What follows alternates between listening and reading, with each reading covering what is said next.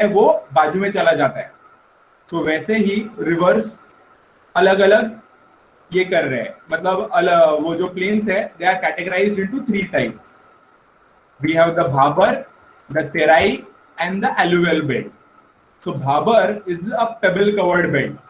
Pebbles मतलब जो Shivalik range जो अपनी सबसे लोवेस्ट हिमालयाज है, लेसर हिमालय जो 2000 मीटर्स के लगभग है, उसके बाद जो कुछ आता है जो रिवर डिपॉजिट करती है, वो पुराने वो एरिया को, वो प्लेन्स को भाबर कहा जाता है। I'll show you one diagram.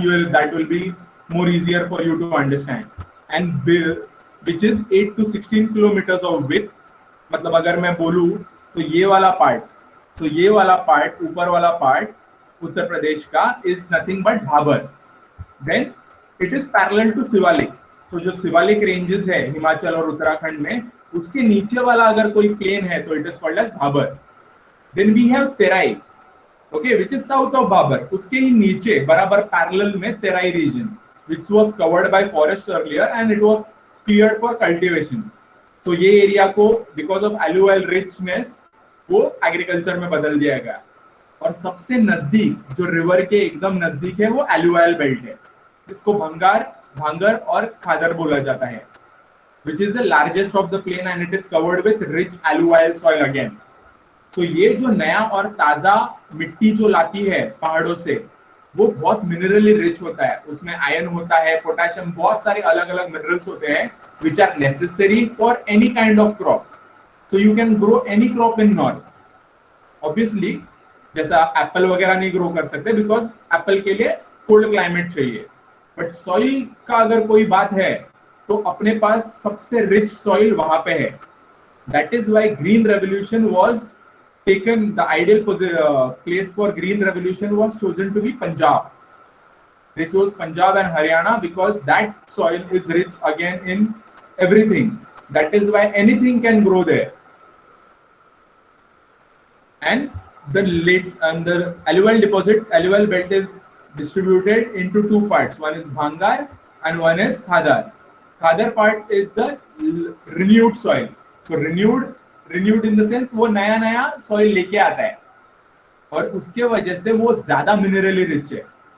Okay, वो रिन्यू होता रहता है और वो एग्रीकल्चर के लिए सबसे बेस्ट माना जाता है। बहुत सारा, so like UP is called the sugar bowl of India. मतलब बहुत सारा शुगर केन यूपी से आता है because sugar cane requires good amount of water and alluvial richness. मतलब अगर सॉइल में तुम्हारे वैसा है तो वो ज्यादा और ज्यादा पानी, और पानी पेरिनियल रिवर्स की वजह से पानी बहुत सारा है, तो UP is known for sugar canes. Okay, moving on to the next part. तो मैं वो डिस्ट्रीब्यूशन बता रहा था। You can see Himalayas over here, Himalayas दिख रहे हैं, हिमालयाज शिवालिक। जो पहला हिमालयाज के, तो ये हॉरिजॉन्टल व्यू दिखा रहा हूं मैं। तो ये है भाबर एरिया। मतलब अगर इंडिया को आप यहाँ पे अगर डायगनली देखोगे पाकिस्तान से खड़े रह के, तो यहाँ पे अपने को हिमालय दिखते हैं। यहाँ पे भाबर है जो पेबल्स से बनाया हुआ है, जो सबसे पुराना पार्ट है। बाद में टेराई रीजन है, और ये है भंगार और खादर जो कि सबसे लेटेस्ट सॉइल लेके आते हैं। और this part is agricultural alluvial rich and that is why very good for agriculture. Okay, और ये है अपनी river valley. So you can understand कि रिवर ने कितना ड्रेन किया हुआ है पार्ट को। Okay, do you guys know what is the importance of Haridwar? चलो हरिद्वार जाते हैं। ऐसा क्यों होता है हिंदू फैमिलीज में? क्या है ऐसा हरिद्वार में? Anybody, anyone knows? Allahabad sir, Prayagraj को तो पता है, वहां पे संगम होता है, कुंभ मेला होता है। हरिद्वार में ऐसा क्या है?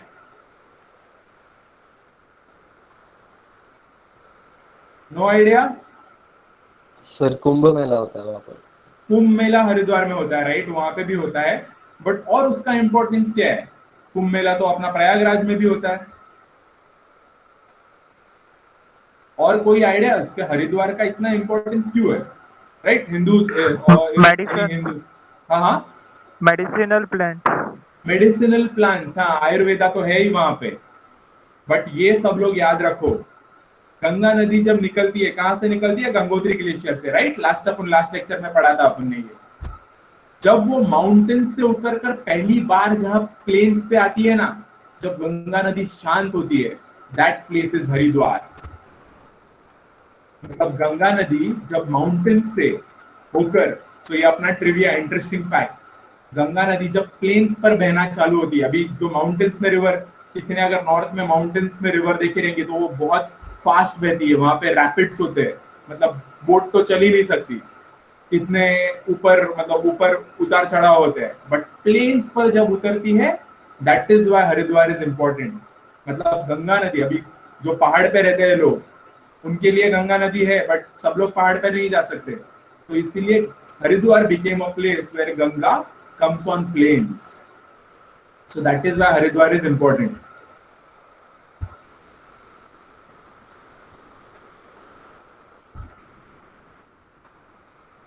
So any questions about the northern plains?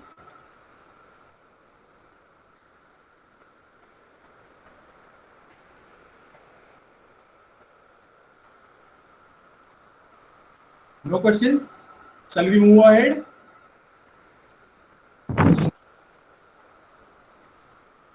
So ये जो बेल्ट है नॉर्दर्न प्लेन्स वाला, that is important from the agricultural prospect. और याद रखना, इंडिया का 60% of employment engagement is in agriculture. अभी तक अपना सर्विस सेक्टर ने उतना ओवरटेक नहीं किया है। Agriculture is still the backbone of India, and that is why this part becomes very much important. In fact politically तो ये बहुत ज्यादा इंपॉर्टेंट है। ऐसे बोलते हैं जो यूपी पे राज करता है वो इंडिया पे राज करता है, because I guess 48 how much seats come from UP, the highest number of Lok Sabha seats are from UP. The person who rules UP rules India. Okay, चलो we'll go ahead. The Peninsular Plateau, the oldest landform of India. The Peninsular Plateau is a part which has, I told you, ये कभी समुद्र के नीचे गया ही नहीं। ये सबसे पुराना रॉक है। इनफैक्ट वर्ल्ड का सबसे पुराना रॉक भी बोला जाए तो भी कम है। ओके, इसका इंपॉर्टेंस क्या है? ये ट्रायंगल पेनिनसुला के बारे में अपन ने लास्ट टाइम भी पढ़ा था ब्रीफ में, अभी थोड़ा डिटेल में। ओके, तो ये पेनिनसुला जो ऑरेंज पार्ट है, that is nothing but our peninsula. मतलब ये इसको पेनिनसुलर पार्ट, अपना ये जो डेक्कन प्लेटो बोला गया है, इस फिजिकल डिवीजन को, जैसा इधर माउंटेन्स थे ऊपर, यहाँ पे प्लेन्स है, यहाँ पे है प्लेटू।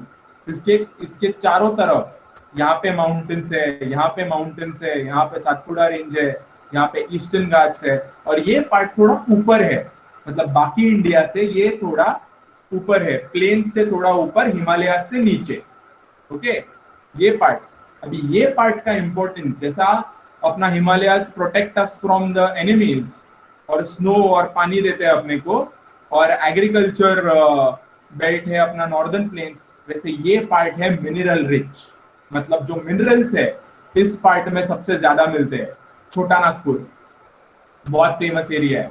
तो ये एरिया का टिप्स क्या है? दिल्ली का रिज, इसको अरावली दिल्ली रिज है, कभी गूगल कर लेना। दिल्ली में भी मस्त छोटे छोटे पहाड़ वाला एरिया है जिसको दिल्ली रिज बोला जाता है, जो अरावली माउंटेन्स के एंड पे आता है।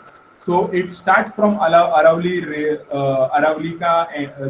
Delhi ridge, and on the west it is to Gir forest in Gujarat, Gir range in Gujarat. South में वो कोरामंडल कोस्ट अपना यहाँ पे आता है, क्या बोलते हैं इसे, I am not able to say this, Nilgiri hills तक आता है, और यहाँ पे ईस्ट में राजमहल हिल्स। ओके, तो इसका एलिवेशन जो है, तो ये area is elevated around 600 to 900 meters. Has anybody been to Matheran? Matheran कोई गया है?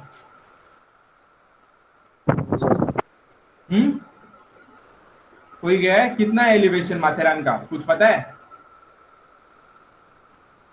माथेरान 800 मीटर्स ऊंचा है। ओके, और वो भी हिल, सह्याद्री माउंटेन्स में आता है वो। तो ये अपना प्लेटू जो है, पूना वगैरह जो एरिया है, पूना, बैंगलोर, ये सारे जो एरियाज है, Hyderabad, they fall under this area, जो अपना ये वाला पार्ट है। ओके, इफ यू सी, सो पहाड़ों के उस तरफ, मुंबई के पहाड़ों के उस तरफ पूना आता है, यहाँ पे बैंगलोर आता है, यहाँ पे हैदराबाद आता है। So this way this part also becomes very important. यहाँ पे मैंने, so it starts with Delhi ridge in the north west, Rajmahal hills in the east, Gir range to the west and cardamom hills in the south. It is the oldest and the most stable land mass. जैसे मैंने बोला था last lecture में कि जो mountains है, right, वो जो हिमालयाज वाले, वो वहां पे बहुत टेक्टोनिक एक्टिविटीज होती है, तो वो हमेशा बढ़ती जाती है। मतलब अर्थक्वेक वगैरह वहां पे बहुत फ्रीक्वेंट है। मतलब माइनर ट्रेमर्स तो आते ही है, 3 रिचर स्केल का तो आता ही है, मिनिमम 3 to, मतलब 3 से कम तो चालू ही रहता है वहां पे। तो वहां पे अर्थक्वेक्स बहुत है, बट ये वाला पार्ट जो डेक्कन पार्ट है, वो अपना मोस्ट स्टेबल पार्ट है। और यहाँ पे रेलवे लाइंस बहुत अच्छी है, बिकॉज ये अपना प्लेटो एरिया और माउंटेन एरियाज में अपन रेलवे नहीं कर सकते, और ये रीजन में अपना रेलवे लाइन बहुत अच्छा है। और इसका एलिवेशन कैसा है, वेस्ट टू ईस्ट। ये इनकरेक्ट लिखा है मैंने, इसका एलिवेशन कैसा है, वेस्ट टू ईस्ट। मतलब अगर आप श्रीलंका से देख रहे हो इंडिया को, तो मतलब वेस्टर्न पार्ट थोड़ा ऊंचा है और ईस्टर्न पार्ट थोड़ा नीचे है। इसलिए सारे जो रिवर्स है, बहुत सारे जो पेनिनसुलर रिवर्स है, can you name some peninsular rivers, anyone?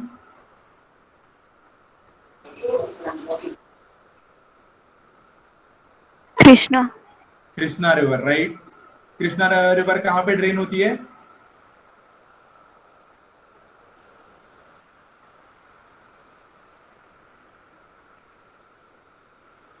मतलब कहाँ पे वो एंड होती है? Arabian drains in sea. Which sea? Wrong. Godavari, correct, in bay of Bengal. So जैसे मैंने बोला कि जो अपना प्लेटू का पार्ट है, अगर आप हॉरिजॉन्टली देखोगे तो वो वेस्टर्न घाट से थोड़ा ऊंचा है, तो Western Ghats are little higher, और जो स्लोप है वो वेस्ट टू ईस्ट जाता है। इसलिए all the rivers flow from west to east. So Godavari, Krishna, इन सब का, ऑल द रिवर्स, उन सब का आपको ओरिजिनेशन पॉइंट पता होना चाहिए। जैसा गोदावरी अपने इधर से ही होती है, ब्रह्मगिरी से, नासिक से, राइट। बाद में कृष्णा नदी महाबलेश्वर से होती है, और नर्मदा रिवर, नर्मदा एंड तापी, और both are peninsular rivers, but these are exception. ये अरेबियन सी में ड्रेन होती है। ओके, तापी महादेव हिल्स के यहाँ से ये होती है, निकलती है। और Tapi, correct me if I am wrong somewhere, so Tapi Chhattisgarh और वो एरिया से निकलती है, और नर्मदा अमरकंटक हिल्स के यहाँ से निकलती है। यमुना, नो निखिल, यमुना का बात हो गया, नॉर्दर्न प्लेन्स में है यमुना, अभी अपन डेक्कन पे है। Okay, peninsular part, Penganga, Wardha, ये सारे रिवर्स जो तुमने नाम बोले ना, ये सारे rivers are tributaries of Godavari. So you need to understand the difference between tributaries and a main river. So Penganga, Varda are also big, but they are tributaries of Godavari. Kaveri river, the most disputed river in India. Karnataka और तमिलनाडु में जो problem होता है वो इसी river की वजह से होता है। Has anybody been to Vrindavan garden? पता है वृंदावन गार्डन क्या है? वृंदावन नहीं, मैं वृंदावन गार्डन बोल रहा हूँ। नहीं मालूम। नहीं पता? गूगल करो। पुराने पिक्चर देखते हो, गार्डन, बड़े बड़े गार्डन देखे कभी पुराने मूवीज में? यस। देखे? That is nothing but Vrindavan garden. या तो वृंदावन गार्डन होगा, या तो कश्मीर का चश्मेशाही, अपना Chashmeshahi garden, Jahangir, Mughlai garden, majorly Vrindavan garden. So बहुत ब्यूटीफुल गार्डन है। कभी अगर मैसूर जाओगे तो वहां पे जाना, कर्नाटका में, right. Okay, let's move forward. इसका एक और इंपॉर्टेंस है, यहाँ पे ब्लैक सॉइल बहुत है, ये अपन ने लास्ट लेक्चर में भी पढ़ा था। Black soil is rich in iron ore, which is in turn helpful for your अपना cotton cultivation. That is why Maharashtra and Gujarat are two leading cotton producing states. And the one reason why we have mills in Lalbagh area is because of the cotton production from the state itself. So जो cotton आता था उसका mill में उसका ये बनता था textiles, सारे textiles जो मुंबई को मैनचेस्टर बोला जाता है. Why it is called Manchester? Because of the cotton produced by the state. पता है कि नहीं मिल्स है मुंबई में? पता है ना या नहीं पता? पता है राइट। सो ये मिल वाला जो कल्चर है, it is because of the cotton. अपना cotton one of the best cotton माना जाता है, मतलब सबसे बेस्ट बांग्लादेश का आता है, बट अपना भी कॉटन कम नहीं है। ओके, तो ये जो मतलब प्लेटू है उसको अलग अलग हिस्सों में बांटा गया है। जैसा अगर मैं ऊपर वाला मैप दिखा दूं, तो ये वाला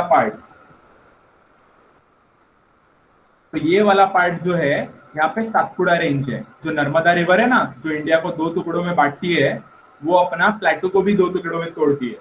तो ये वाला नीचे वाला पार्ट जो ईस्टर्न घाट से वेस्टर्न घाट्स और ईस्टर्न घाट्स के बीच वाला पार्ट है और ऊपर सातपुड़ा रेंज के बीच में आता है, उसको डेक्कन प्लेटू बोला जाता है।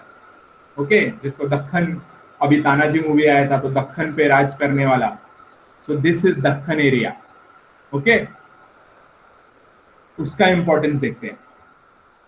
सर प्रेजेंटेशन नहीं दिख रहा है। हाँ दिखा रहा हूं, दिख रहा है? प्रेजेंटेशन नहीं दिख रहा है?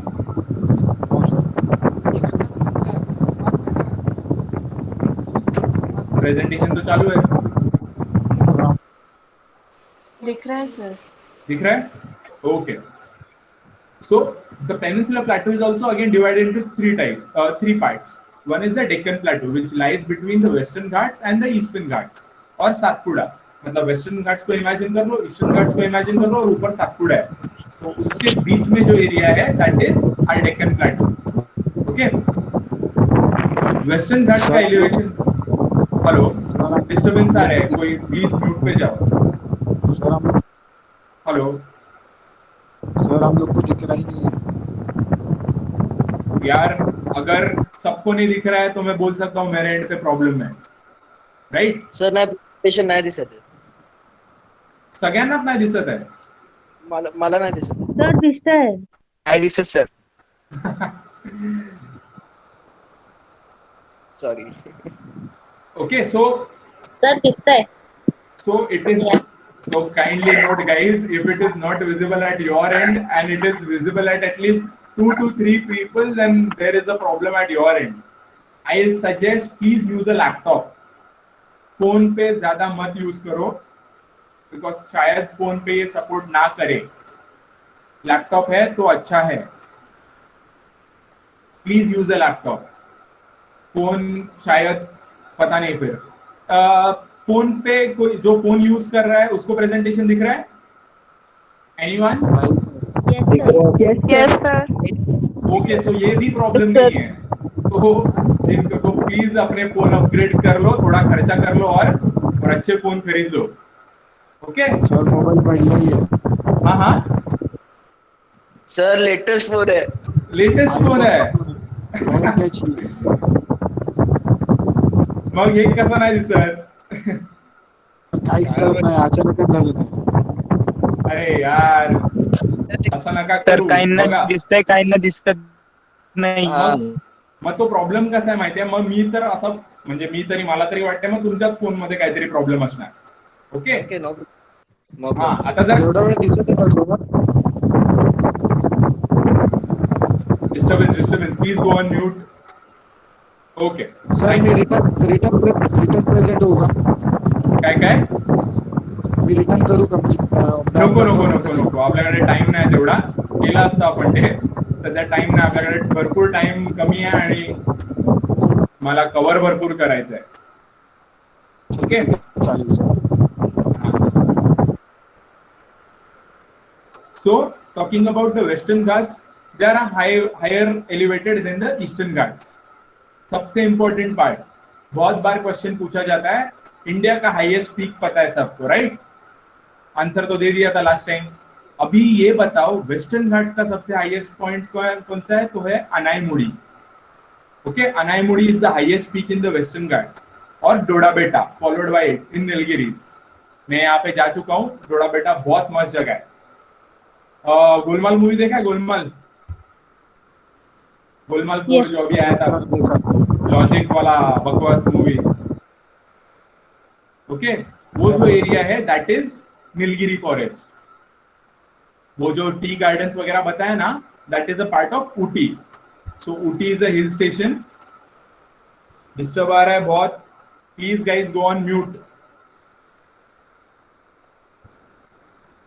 Okay, so Anamudi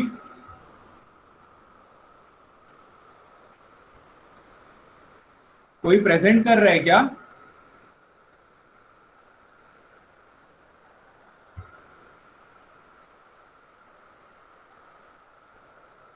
no sir, कोई present. Okay.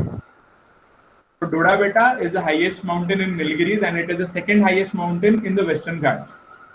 Most, जैसा मैंने पहले बोला कि most of the peninsular rivers originate in Western Ghats और वो सारी की सारी बे ऑफ बंगाल में ड्रेन होती है. इसमें 2 ही एक्सेप्शन है, एक है नर्मदा और Tapi.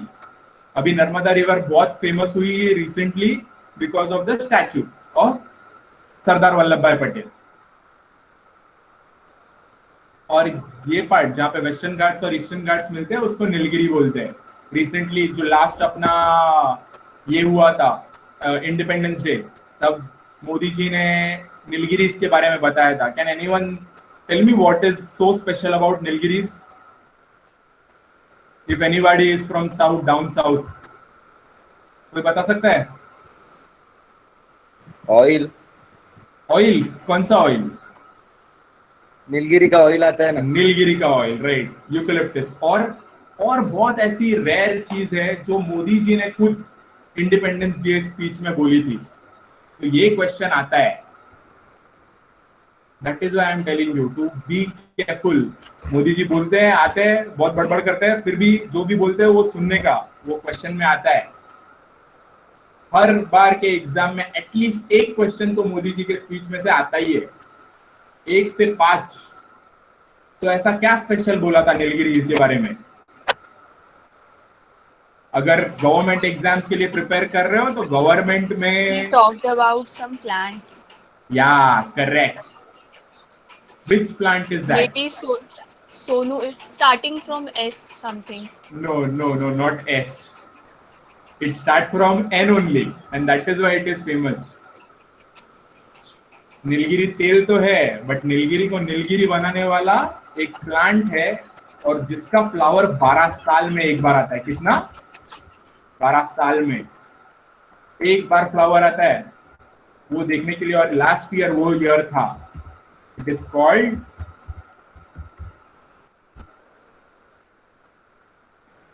Just a second.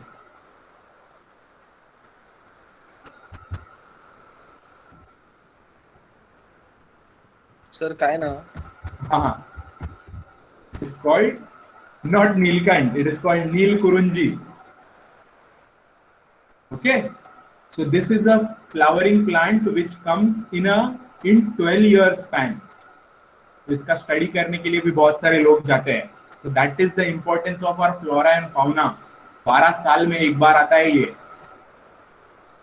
And that is why ये सारे माउंटेन्स ब्लू हो जाते हैं. That is why it is called Nilgiri. Okay, अभी ये अपना डेक्कन पार्ट वाला पार्ट हो गया. अब जाते हैं सेंट्रल हाईलैंड्स. सेंट्रल हाईलैंड्स मतलब ये वाला पार्ट, चंबल की घाटी, छोटा नागपुर, अरावली, गिरना, अपना माउंट आबू, वो वाला पार्ट. जो ऊपर वाला पोर्शन है सातपुड़ा के ऊपर वाला, that is called as central highland. इसका खास बात ऐसा है कि ये मेटामॉर्फिक, मतलब सबसे ज्यादा रॉक का केमिकल रिएक्शन. जैसे रॉक 3 टाइप के रॉक होते हैं. किसी को पता है कौन से 3 टाइप के रॉक होते हैं? क्या सर पत्थर के बारे में पूछ रहे हैं? हाँ, sedimentary, sedimentary, very good. And igneous, igneous, very good. Metamorphic, हाँ correct, metamorphic rocks. Metamorphic rock का कोई एग्जांपल बोल सकता है? ज्योग्राफी है तो भाई पहाड़, पत्थर, फूल, ये सभी होगा. बहुत फेमस है भाई मेटामॉर्फिक रॉक. पैसा भी बहुत आता है इससे निकला हुआ rock, आज. हाँ हाँ, the rock which has been extracted from meteorites. Meteorite no रे, इतना नहीं, इतना एकदम ये नहीं, अपना नॉर्मल रे. सर ज्यादा हीट से बना हुआ. Right, marble. वो आंसर दिस. हीट से बनता है उसको मेटामॉर्फिक रॉक बोलते हैं. हीट और केमिकल रिएक्शन के वजह से जो रॉक बनता है that is marble. Right, marble is most famous and it is commercial also. Slate, genesis, ये सारे रॉक जो है ये यहाँ पे बहुत पाए जाते हैं. That is why, has anybody heard about Makrana marble? सुना है? यानी राजस्थानी मकराना मार्बल. क्या खास बात है मकराना मार्बल की? पढ़ो रे, ये सब पढ़ो, इंडिया की खास बातें पढ़ो. Taj Mahal is build by Makrana marble. सबको पता है, व्हाइट मार्बल से बना है. अगर गवर्नमेंट का एग्जाम का बात कर रहे हो तो rise from transformation of existing rock types, correct. तो these are nothing but secondary rocks. Makrana marble के बारे में बोल रहा था मैं. तो मार्बल की खास बात, तो मैं ये सेंट्रल हाईलैंड्स की जब बात करता हूं तो यहाँ पे नर्मदा रिवर ड्रेन होती है. कौन सी? नर्मदा और तापी, अरेबियन सी में. और वो रिवर एक रिज से गुजरती है, सातपुड़ा और विंध्या के बीच में से गुजरती है. और अगर किसी ने मोहनजोदारो मूवी देखा है तो उसको मोहनजोदारो मूवी में जो रिवर दिखाई है दैट इज नर्मदा रिवर. वो बताया इंडस वाली, बट है अपना नर्मदा का ही शूटिंग. और वो जो बाजू में उसके पहाड़ है ना, they are all marble rocks. एक पत्थर भी कोई लेके नहीं जा सकता उसके बाजू में से. Okay, so these rocks are marble rocks, अलग अलग कलर के. तो कभी अगर एमपी जाओगे तो नर्मदा रिवर, जबलपुर वगैरह जाओगे, वहां पे अगर शिप में जाओगे अंदर बैठ के तो बाजू में तुमको वो लोग दिखाएंगे. तो पूरे जो रॉक्स है, पूरे पहाड़ मार्बल रॉक से बने हुए हैं. इमेजिन करो वो कैसे दिखता होगा. गूगल कर लेना चाहिए. तो मस्त अलग अलग कलर के, ऐसा ब्राउन, येलोइश, पेल येलो, बाद में पिंक, ब्लू, अलग अलग कलर के मार्बल दिखते हैं.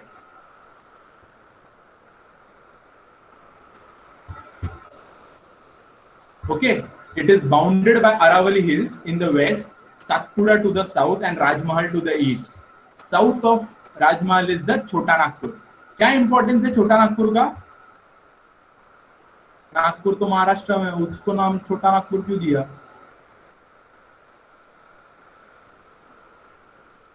क्या खास बात है छोटा नागपुर का? फटाफट, in the count of 5. Mining, right. So अपना लास्ट लेक्चर में ही हुआ था ये कि छोटा Nagpur is rich in coal and iron. That is why most of the factories are situated in coal and steel factories are situated in that region. सबसे famous, इसका नाम सुना है? जमशेदपुर.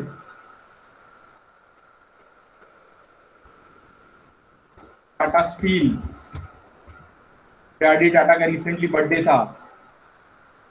सो Jamshedpur is a place where many factories are been established, which is rich again. तो travelling का cost बच जाता है. That is why most of the factories and coal industries are situated there. Rich in iron and coal. Okay, let's go ahead. तो ये अपना second part हो गया पेनिनसुलर एरिया का. नेक्स्ट आते हैं अपन. अभी ये वाला पार्ट हमेशा छूट जाता है. मैप में देख रहे हो ये वाला मेघालय. सो जिनको प्रेजेंटेशन नहीं दिख रहा है, सो डेक्कन पार्ट का एक छोटा सा हिस्सा बांग्लादेश के उस तरफ है. ओके, मेघालय में गारो खासी जयंतिया हिल्स का नाम सुना है? वहां पे जो प्लेटू है, वहां पे भी एक प्लेटू है, मेघालय प्लेटू. और आसाम, वो plateau is a part of this peninsular region. So जब अपना, जो अपने लास्ट लेक्चर में देखा था, जब अपना इंडियन प्लेट यूरेशियन प्लेट को हिट हुआ, तो यहाँ पे बांग्लादेश का जो एरिया है ना, बांग्लादेश का जहाँ पे सर दिख रहा है, वहां पे एक फॉल्ट क्रिएट हो गया और वो पार्ट अलग हो गया. और बिकॉज ऑफ रिवर्स का डिपोजिशन, ये part rich in alluvial soil. So Bangladesh is good for cotton because of that region. वहां पे एलुवाइल डिपॉजिट सबसे बेस्ट है. मेघालय का प्लेटू जो है, that is also a part of peninsular India.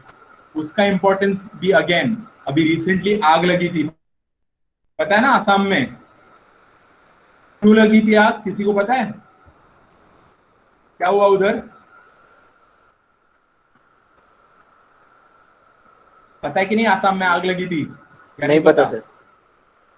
Sir वो इंडिया का पार्ट है. नहीं, इंडिया का पार्ट किधर है सर? वो इंडिया में आता ही नहीं है. वहां पे कोल एंड ऑयल एक्सट्रैक्शन हो रहा है. वो area is rich in coal and iron. Wild fire था वो, बट वो fire was ignited because of the coal deposit. वहां पे अपन ने माइनिंग करनी चालू करी और वो कोल माइनिंग अपने को भारी पड़ गई. और वो एरिया बहुत सेंसिटिव एरिया है.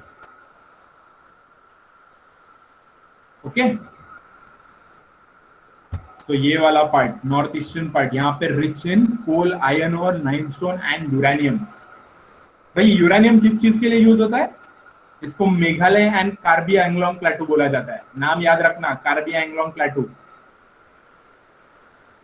यूरेनियम किस चीज के लिए फेमस है? न्यूक्लियर एनर्जी क्रिएट करने के लिए.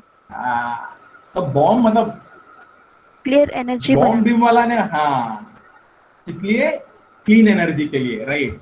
सो न्यूक्लियर डिपॉजिट. सो जिस कंट्री में भी यूरेनियम ज्यादा, समझ लो वो देश पे, दुनिया पे राज करने की ताकत रखता है, सबको उड़ा देगा. Okay, so uranium is important in that prospect also. But अभी बिकॉज ऑफ द ट्रीटी, ये ट्रीटी के बारे में पढ़ लेना कोई. एनएसजी ग्रुप सुना है? ये एनएसजी ग्रुप के बारे में, एनएसजी के बारे में पढ़ लेना. ओके, न्यूक्लियर सप्लायर ग्रुप बोलते हैं इसको. तो सारे कंट्रीज ने मिलके जो भी यूरेनियम प्रोड्यूस करते हैं, अपन इतना नहीं प्रोड्यूस करते, इसलिए अपन इसका मेंबर नहीं है और इसके लिए एक ट्रीटी साइन करनी पड़ेगी, इसलिए अपन वो ट्रीटी साइन नहीं कर रहे अभी तक. एनएसजी करके ग्रुप है, तो वो यूरेनियम में ट्रेड करता है. तो फ्यूचर में कोल जब खत्म होगा तो अपने पास uranium will be our substitute for energy generation, and which is again a clean energy. कुछ इसका रेसिड्यू नहीं आता है और बहुत महंगा भी मिलता है. चलो ये थोड़ा मैप स्टडी करते हैं. इतना सारा जो चीजें बोला, तो ये वाला पार्ट है सेंट्रल हाईलैंड्स वाला, चंबल की घाटी जो बोलते हैं ना, यहाँ पे चंबल की घाटी आती है, बीच में इंडिया के बैडलैंड्स. पाताल लोक सुना है? पाताल लोक is inspired from this area. अभी आया था ना सीरियल अमेजॉन का. बाद में ये वाला है ईस्टर्न घाट्स, इसके बारे में अपन पढ़ेंगे थोड़े टाइम में. ओके, ये वाला अजंता रेंज, यहाँ पे फेमस बुद्धिस्ट केव्स, और एलोरा में हिंदू केव्स. राजमहल हिल्स, यहाँ पे Mount Abu, highest peak of Aravalli. यहाँ पे Anaimudi, highest peak of western Ghats. Then we have cardamom hills. ये सारे हिल्स के बारे में पढ़ लेना. ये मैप पूरी तरह से स्टडी कर लो, कौन से हिल्स में कहाँ पे क्या है. Nallamala hills, Palakonda hills. अभी वो लोग ट्रेडिशनल क्वेश्चन पूछने के अलावा जो फेमस नहीं है उनके बारे में पूछते हैं.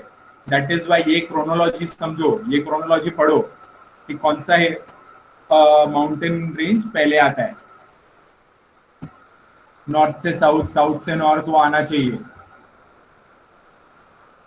Okay, let's talk about the great Indian desert. यहाँ पे अरावलीज के इस तरफ है अपना रेगिस्तान, जो अपना मेजरली राजस्थान में पड़ता है. The north west of Aravallis is the great Indian desert. तो ये अपना पेनिनसुला का पार्ट हो गया. अब आते हैं डेजर्ट पर. जैसा मैंने लास्ट लेक्चर में बोला था, -50 डिग्रीज तक टेम्परेचर जाता है. And it is divided into two parts. One is the northern part, which is called as Thar Desert, and southern part which is Ran of Kutch. So Ran of Kutch is famous for his Rann Utsav. बहुत मस्त मजा करने जाते हैं लोग, पतंग उड़ाने जाते हैं उधर. अभी वो लोग ने डेजर्ट को ही अपना टूरिज्म में बदल दिया. So can you imagine what we can do? अपने पास इतना वैरायटी है. एक साइड पे डेजर्ट है, एक साइड पे प्लेटू रीजन है, एक साइड पे प्लेन्स है जहाँ पे एग्रीकल्चर रिच है. मतलब कहीं से भी अपन पैसा कमा सकते हैं, सोने की चिड़िया बन सकते हैं अपन अगर किया जाए तो. बिकॉज यहाँ पे पानी बहुत कम है, वो एरिया ड्राई रहता है. और वाटर मैनेजमेंट का अगर कोई बड़ा एग्जाम्पल है तो दैट इज राजस्थान. पानी कम होने के बावजूद भी they are surviving. That is very much appreciable of those people. अपने इधर तो पानी है फिर भी अपन मस्त वेस्ट करते रहते हैं, but that area is very deficient in water. Still they manage to survive. Let's talk about the coastal plains. आते अभी अपन जहाँ पे रहते हैं, Mumbai is a part of coastal plain of western Ghats, right. बहुत इंपॉर्टेंट है ये वेस्टर्न पार्ट. इतना इंपॉर्टेंट कि सारे जो पोर्ट्स है वो सारे वेस्टर्न कोस्ट पे बने हुए हैं. ईस्टर्न कोस्ट पे बहुत कम पोर्ट्स है. इसके बारे में अपन जानेंगे. इसका रीजन कोई बता सकता है कि वेस्टर्न कोस्ट पे पोर्ट ज्यादा क्यों है? ईस्टर्न समुंदर तो वहां पे भी है, बट यहाँ पे पोर्ट ज्यादा क्यों है? If anyone can answer, बहुत डिफिकल्ट वाला क्वेश्चन पूछ लिया है, बट फिर भी अगर आंसर कर सको तो. Anyone? Or should I move forward? Should I tell you? Sir western part से ज्यादा अटैक होता था. वेस्टर्न पार्ट्स नहीं, जोग्राफिकली इसका इंपॉर्टेंस वो इतना नहीं है. देखो पोर्ट अपने लोग ट्रेडिंग. हाँ, ट्रेडिंग कब होगी? जब पोर्ट्स होंगे. मैं पूछ रहा हूँ पोर्ट से क्यों ज्यादा है? बहुत डिफिकल्ट है, कोई बात नहीं. सर सी रूट से अच्छे से सी रूट के वजह से. That is there, that is my question Himani. Western Ghat अपना वेस्टर्न कोस्ट पे भी समुंदर है, ईस्टर्न कोस्ट पे भी समुंदर है, बट वेस्टर्न कोस्ट पे पोर्ट्स बहुत ज्यादा है. जैसे गुजरात से लेकर नीचे कोचिन तक पोर्ट्स है. मतलब मैं तो सिर्फ मेजर नाम बता रहा हूँ, माइनर पोर्ट्स बहुत सारे हैं. ओके, क्या रहा, यू आर सेइंग समथिंग और go on mute. Okay, elevation.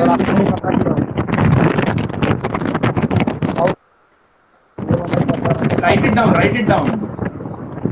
Disturbance आ रहा है.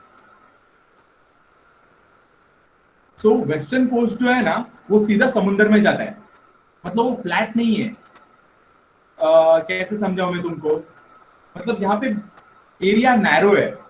सी लेवल मैच करता है लैंड सब कुछ. सी लेवल से सीधा अंदर जाता है. मतलब अगर बचपन में ज्योग्राफी पढ़ी होगी तो पहला कॉन्टिनेंटल शेल्फ आता है, बाद में नीचे और कॉन्टिनेंटल ये स्लोप आता है, फिर एबेसिमल प्लेन्स आते हैं.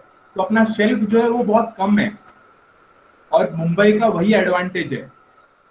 Mumbai has become a port because of this reason.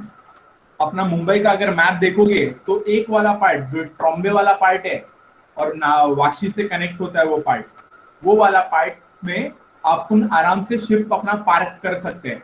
मतलब वहां पे वेव्स इतने स्ट्रॉन्ग भी नहीं होते, पता है. मतलब उसके वजह से अपना इंडेंटेड कोस्ट लाइन बोलते हैं उसको. क्या इंडेंटेड?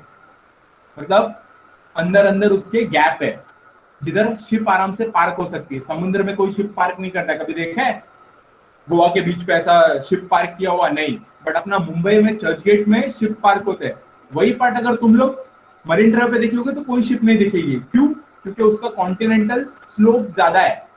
मतलब वहां पे बड़ी शिप आ ही नहीं सकती, पार्किंग नहीं हो सकती. वहां पे जो वेव्स है बहुत स्ट्रॉन्ग होते हैं. और जबकि ये वाला पार्ट में अपना बहुत सारे शिप्स पार्क होते हैं, बिकॉज ये डॉक हार्बर एरिया है जहाँ पे शिप आराम से पार्क होते हैं. वही रीजन है वेस्टर्न घाट में, वेस्टर्न कोस्ट में बहुत ज्यादा पोर्ट्स होने के. ओके, जैसे नावा शेवा सबसे बिजीएस्ट, जिसको JNPT नाम रखा गया है, जवाहरलाल नेहरू पोर्ट टर्मिनल्स. पहले उसका नाम था नावा शेवा. कांडला पोर्ट इन गुजरात, माजगांव जो अपना माजगांव डॉक है जो चर्च गेट में, नावा शेवा न्यू बॉम्बे में आता है. मरम गोवा में, मैंगलोर कर्नाटका में और कोची केरला में. These are the major ports of western Ghats, अपना वेस्टर्न कोस्ट। सो अपने पोर्ट जो कोस्ट है उसको नाम दिया है। सो गुजरात वाला जो कोस्ट है उसको कच्छ या काठियावाड़, कच्छ एंड काठियावाड़ कोस्ट बोला जाता है। बाद में जो अपने इधर मुंबई का जो कोस्ट है, मुंबई से गोवा तक, उसको कोकण कोस्ट बोला जाता है, जो अपना कोकण प्रांत भी है।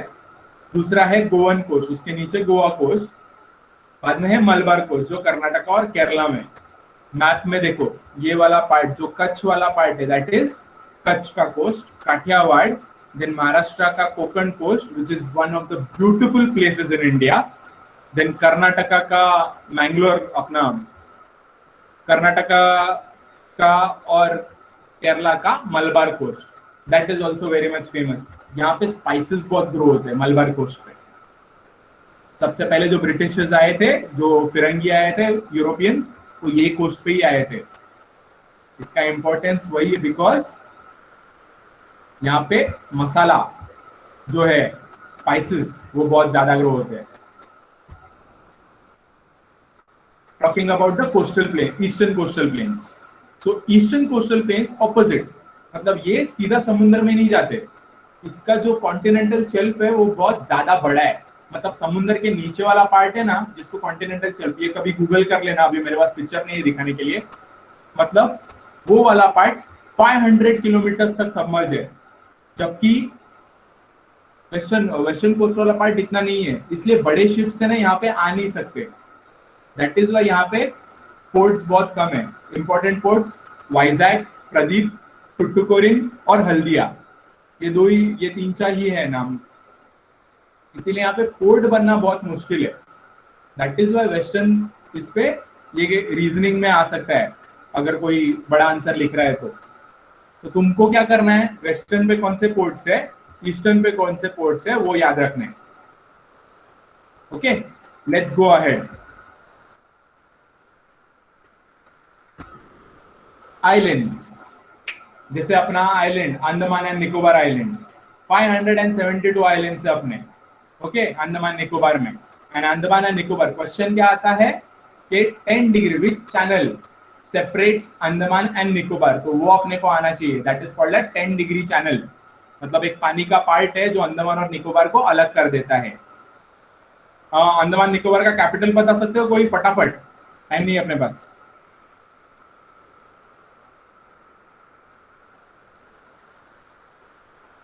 Anyone?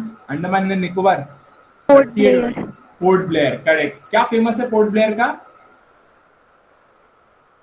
Andaman and Nicobar famous किसके लिए? ऐसा ही मैं ओपन एंडेड क्वेश्चन पूछता हूँ।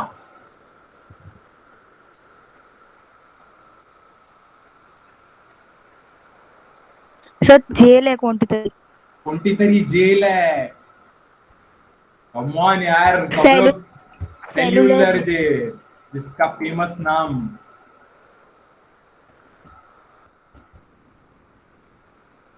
काला पानी, सुना है कि नहीं? Yes sir. All the aspirants, काला पानी जेल, बहुत सारे अपने जो फ्रीडम फाइटर्स है, दे वर केप्ट देयर रिगरस, ये करने के लिए, उनको सजा देने के लिए।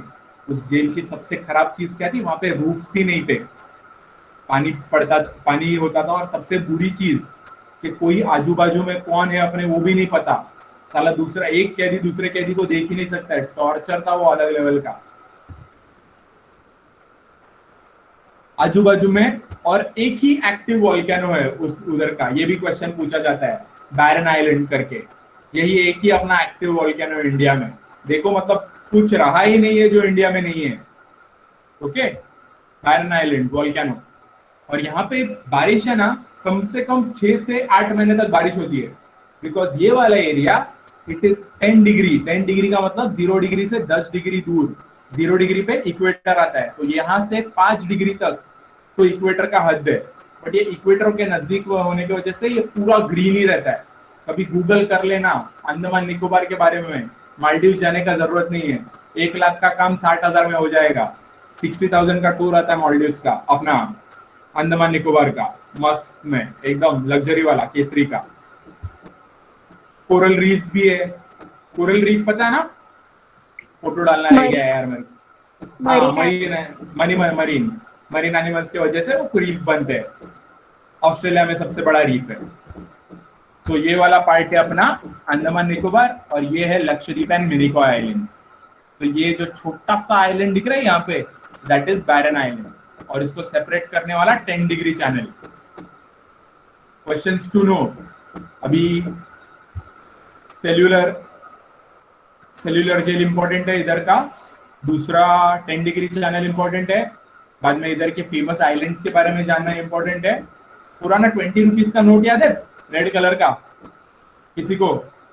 कौन सा पिक्चर था उसके पीछे, किसी को याद है? कभी देखा है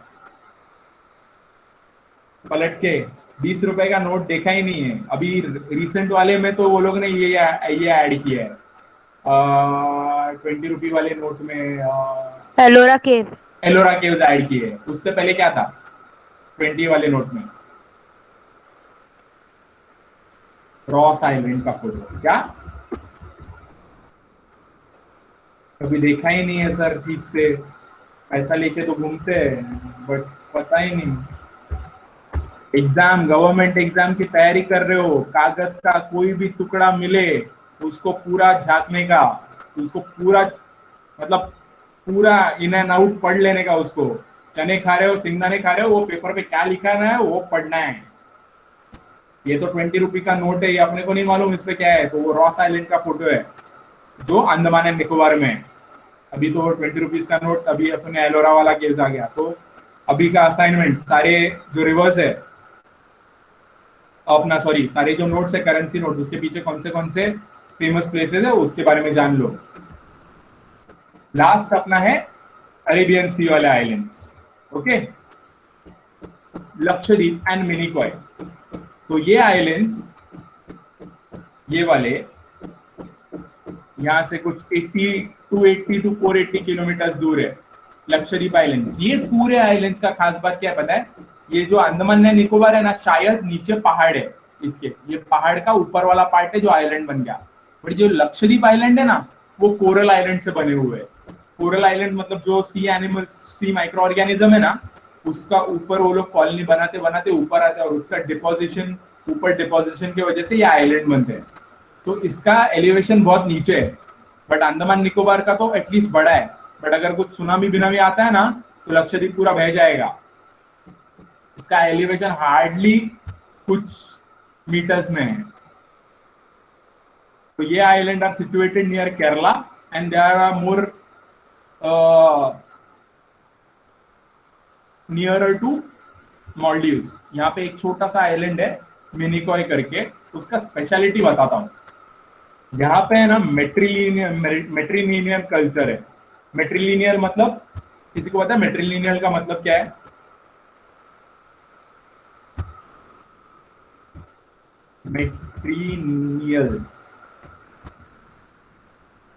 मेट्रीलिनियल, माय स्पेलिंग एरर। पता है मेट्रीलिनियल का? बहुत इंटरेस्टिंग फैक्ट है, जाते जाते खुश हो जाओगे। ऐसा भी होता है। एनीबडी? No one?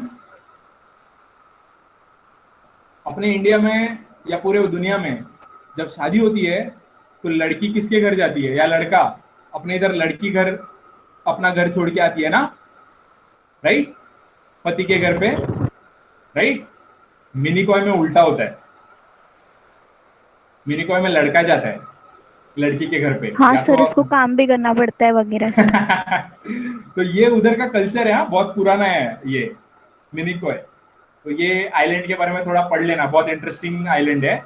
सबसे दूर है अपना लक्षद्वीप आइलैंड से, और इसलिए उसका कल्चर भी अलग है। इवन उधर का लैंग्वेज जो है वो मॉलडीव्स का जो नेशनल लैंग्वेज है वो वाला है, कुछ देवी ही करके लैंग्वेज है वो लोग का। तो वो लोग का कल्चर ही अलग है। वहाँ पे मेट्रीलिनियल कल्चर है, मतलब मम्मी के घर पे जाना पड़ता है। तो that is very much interesting. Okay, relationship continues with mother and children, continue with, right. So any questions for today? सो ये था अपना फिजियोग्राफी। बहुत सारा फैक्ट्स, बहुत सारा डिटेल्स की वजह से, जिसको भी पढ़ना है और अच्छी तरह से, NCERT 11th standard chapter 2।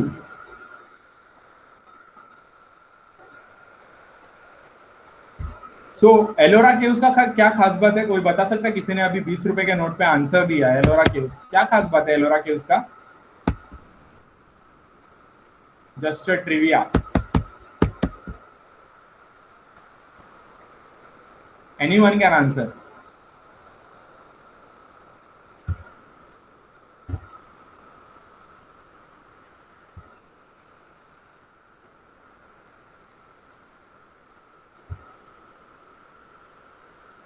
Okay, UNESCO world heritage site कौन सा?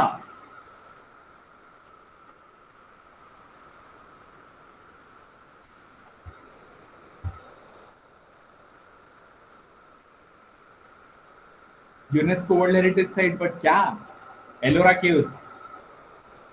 वो टेंपल का नाम पता है क्या?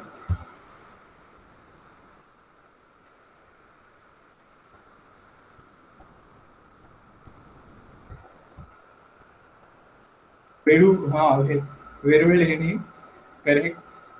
All the Maharashtrian people know this. Kailashnath temple, monastery temple. तो वहां पे जो टेम्पल है ना, कैलाशनाथ टेम्पल, वर्ल्ड में ऐसा कोई टेम्पल है ही नहीं जो एक पहाड़ से बनाया गया, एक पत्थर से। वर्ल्ड्स लार्जेस्ट मोनोलिथिक स्ट्रक्चर, इसके बारे में गूगल करना। इतना इंपॉर्टेंट है कि डिस्कवरी वाले तो बोलते हैं कि ये एलियन ने ही बनाया है, ये ह्यूमंस बना ही नहीं सकते। और उसका खास बात और एक है कि वो मंदिर का घुम्मट, जिसको अपन घुम्मट जो कलश बोलते हैं, वहां से लेकर नीचे तक बनाया गया था। डिस्कवरी का यूट्यूब पे देख लो उसके बारे में। वो टेम्पल इतना ब्यूटीफुल है, आज के 50 रुपीज या 20 रुपीज वाले नोट पे वो आता है। उसका इंपॉर्टेंस, एक रॉक में बनाया, कैसे बनाया होगा वो, सोचो जरा उसके बारे में कि अपना इंडिया और उसका हेरिटेज कितना रिच है। मतलब कुछ, मैं तो बोलता हूँ वो यूरोपियन कंट्रीज, अगर आप कभी एलिफेंटा वगैरह बाहर जाओगे, एलिफेंटा केव्स जाओगे, तो वहां पे देखोगे सारे के सारे यूरोपियंस ही आते हैं। They are not, they come here to see our rich culture. क्या बात है इन इंडियंस में जो इतने साल पहले भी ये सारी टेक्नोलॉजी जानते थे। एक पत्थर से विदाउट एनी एरर एक टेम्पल तराशना, it is not a normal man job. Okay, so ऐसे अपने बहुत सारे अलग अलग फीचर्स है डेक्कन के। उसको मोनोलिथिक पीरियड नहीं बोलते, monolithic period is different part. Monolithic period is totally different. I am talking about monolithic rock structure. Ritika, it is different. Monolithic period is totally different. इसके बारे में सुना है?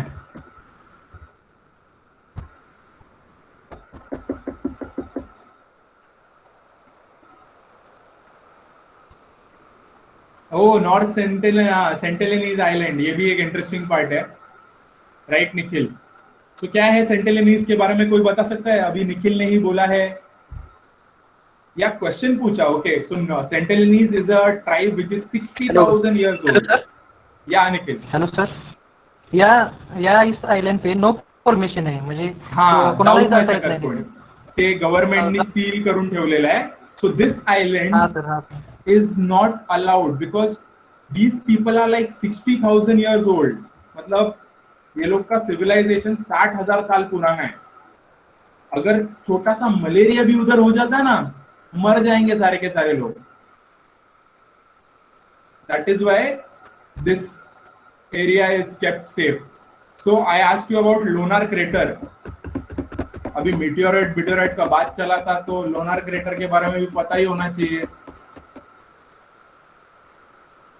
या शुभम? सो लास्ट 5 मिनट्स अपना ये क्वेश्चन आंसर राउंड ही रहता है।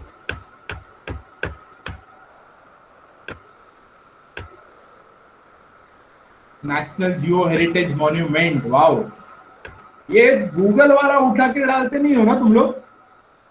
एस्ट्रॉइड कोलिजन, यस, एक बड़ा सा एस्ट्रॉइड अपने इधर डेक्कन प्लेटू पर आके गिरा था, और ये रॉक इतना कड़क है ना कि ऐसे ही नहीं टूटेगा। तो जब नासा के सैटेलाइट घूम रहे थे तो उन्होंने देखा ये जो क्रेटर बना है, ये खड्डा बना है यहाँ पे, ये कुछ अजीब है। तब उन्होंने सर्च करना चालू किया और तब अपने को पता चला अच्छा ये क्रेटर तो कोई एस्ट्रॉइड कोलिजन से बना है।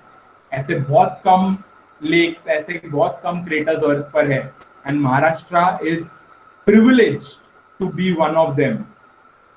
अभी तो बीच में, बुल्ढाना डिस्ट्रिक्ट में, अभी तो बीच में उसका कलर पूरा पिंक हो गया था, वो भी बहुत फेमस हुआ था। गूगल करो ये सब चीजें, जो मैं बोल रहा हूँ, फेमस साइट्स के बारे में पढ़ो, इंडिया के बारे में पढ़ो। सिर्फ नॉलेज सिर्फ बुक्स में नहीं आती, बुक्स में तो कभी जाना ही मत। नॉलेज तुम्हारे खोज से आती है, तुम जब ढूंढोगे तब नॉलेज आएगी, बुक पढ़ने से नॉलेज नहीं आती। Obviously book is the best source to study, but and the most reliable, net से ज्यादा, बट वो बुक में भी ढूंढने की चाह होनी चाहिए, और वो चाह तभी आएगी जब you will know something about India. तो वो जनरेट करो, तो याद रखने की जरूरत नहीं पड़ेगी, वो तुम्हारे खून में चला जाएगा।